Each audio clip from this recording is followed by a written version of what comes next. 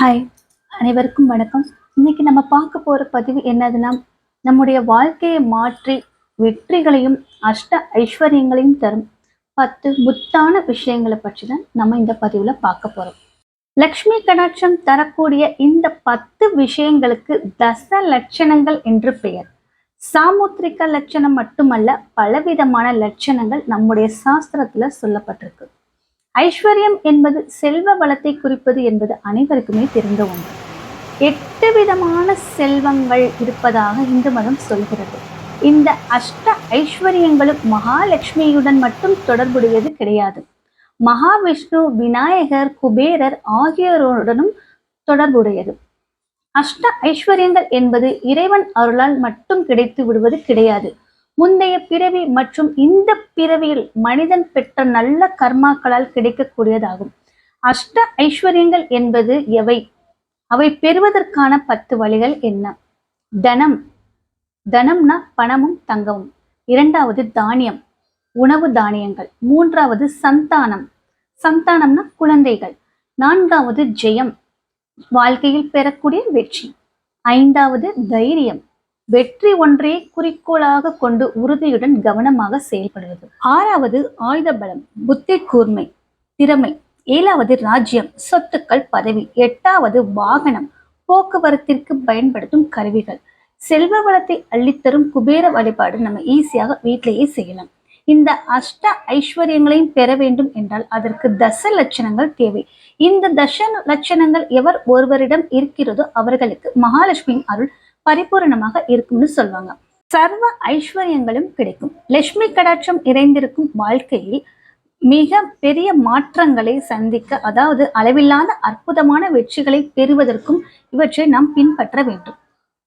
இந்த தசலட்சணங்கள் ஆண் பெண் இருபாலருக்கும் பொருந்தக்கூடியதாகும். நம்மிடம் இருக்கக்கூடிய சின்ன சின்ன மாற்றங்கள் வாழ்க்கையில் மிகப்பெரிய மாற்றங்களை கொண்டு வரும். இந்த தச லட்சணங்கள் உங்களிடம் இருந்தால் மிகப்பெரிய வெற்றியை தரும். முதலாவது, நெற்றியில் ஒரு இரு புருவங்களுக்கு மத்தியில் பொட்டு வைக்க வேண்டும். ஆணாக இருந்தாலும் சரி, பெண்ணாக இருந்தாலும் சரி, எப்பொழுதும் வெறி நெற்றியுடன் இருக்கக்கூடாது.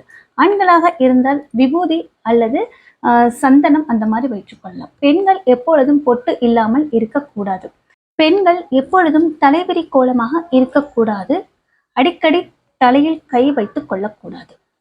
மூன்றாவது, 3 நாட்கள் தொடர்ந்து ஒரே ஆடையை அணியக்கூடாது. ஆடைகளில் லட்சுமி வாசம் செய்வதாக ஐதீகம். இதனை வஸ்திர லட்சுமி என்று சொல்வதுண்டு.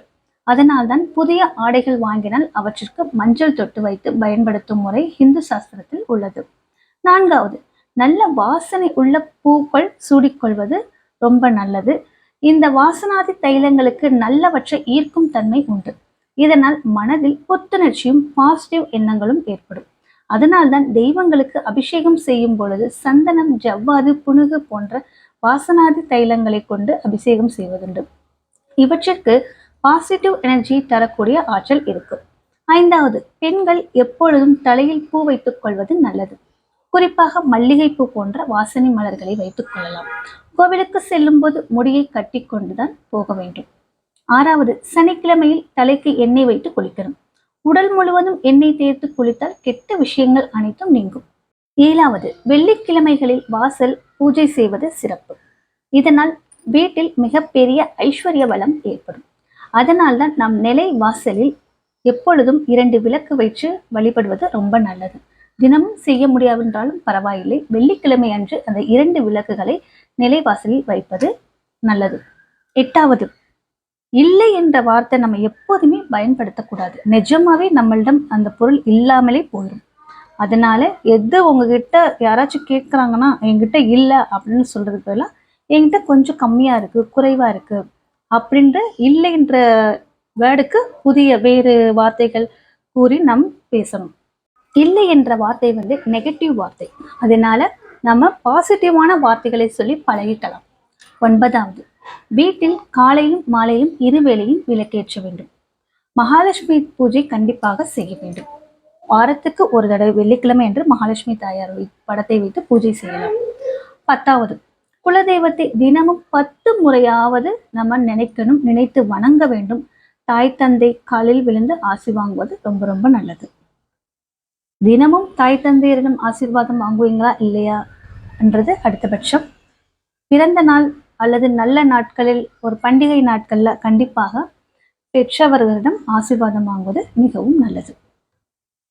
இந்த சர்வ ஐஸ்வர்யம் கொடுக்கும் தச லட்சணங்கள் நம்ம கிட்ட இருந்துச்சுன்னா கண்டிப்பாக அஷ்ட ஐஸ்வர்யங்களும் நம்ம கிட்ட வரும். இப்ப நான் சொன்ன 10 விஷயங்கள்லாம் ரொம்ப கஷ்டமான விஷயங்கள்லாம் ஒன்றும் இல்லை. ரொம்ப ஈஸியா நம்ம கிட்ட இருக்கிற 1-2 பழக்கங்கள் மாற்றிக்கொள்ளலாம். அதாவது நான் சொன்ன விஷயங்கள் கண்டிப்பாக நம்மளால் மாற்றிக்கொள்ள முடியும். இந்த விஷயங்கள் நீங்க கடைபிடிச்சிட்டீங்கன்னா நம்ம வாழ்க்கையில எப்பயுமே வெற்றிகள் மட்டும்தாங்க. வெற்றிகள் இருந்தாலே நம்ம பக்கத்துல ஐஸ்வர்யங்கள் ஆட்டோமேட்டிக்கா வரும். ஐஸ்வர்யம் வந்தாலே அஷ்டலட்சுமிகளும் வரும். நமக்கு எந்த குறைகளும் இருக்காது. அவ்வளவுதான் ஃப்ரெண்ட்ஸ். இதோட நான் இந்த பதிவை முடிச்சுக்கிறேன். வீடியோ பிடிச்சிருந்தா மறக்காம ஒரு லைக் பண்ணுங்க. நன்றி, வணக்கம், தேங்க்யூ.